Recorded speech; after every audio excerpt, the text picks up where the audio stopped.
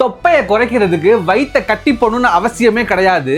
ஒரு 5 unhealthy foods, அதுக்கு proper ரீப்ளேஸ்மெண்ட்ல இருக்க ஒரு 5 ஹெல்தி ஃபுட்ஸ் என்னன்னு பார்ப்போமா? இந்த மாதிரி நிறைய கண்டென்ட் பார்க்கிறதுக்கு மறக்காம பேஜை ஒரு ஃபாலோ பண்ணி வச்சுக்கோங்க. இப்போ இந்த லேஸ், குர்குரே போன்ற சிப்ஸ்ல எல்லாம் நிறைய ஹை கேலரி இருக்கும், உடம்புக்கு ரொம்பவே கெடுதல்.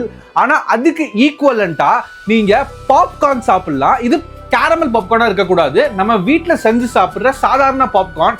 இது சாப்பிட்றதுனால வயிறு ஃபில்லிங்கா இருக்கும், உங்களுக்கு பசிக்கவும் செய்யாது. அடுத்து நீங்க டீ, காஃபில எல்லாம் சுகர் போட்டு குடிக்கிறீங்கன்னா சுகர் போடாம குடிக்கலாம்.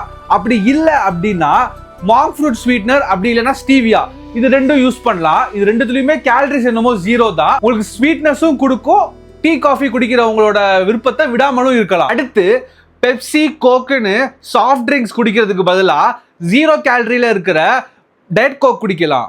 4வதா ஃபலூடா ஐஸ்கிரீம்னு சாப்பிடாம அதுக்கு ப்ராப்பர் ரீப்ளேஸ்மெண்ட்டா வீட்லயே செஞ்ச ஹை புரோட்டீன் டெசர்ட், அதாவது யோகர்ட் இல்லைன்னா பால், வே புரோட்டீன், இதை வச்சு பண்ற ஹை புரோட்டீனான ஒரு டெசர்ட் செஞ்சு சாப்பிடலாம். நமக்கு டெசர்ட் கிரேவிங்கும் குறையும், அதே டைம் ஹெல்த்தியாகவும் இருக்கும். நீங்க சாக்லேட்ஸ் நிறைய சாப்பிட்றீங்களா?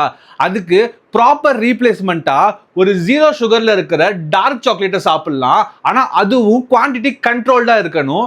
16 கியூப் இருக்குன்னா அதுல ஒரே ஒரு கியூப் மட்டும் எடுத்து சாப்பிடலாம். இந்த மாதிரி நிறைய வீடியோ பார்க்கிறதுக்கு மறக்காம பேஜை ஒரு ஃபாலோ பண்ணி வச்சுக்கோங்க.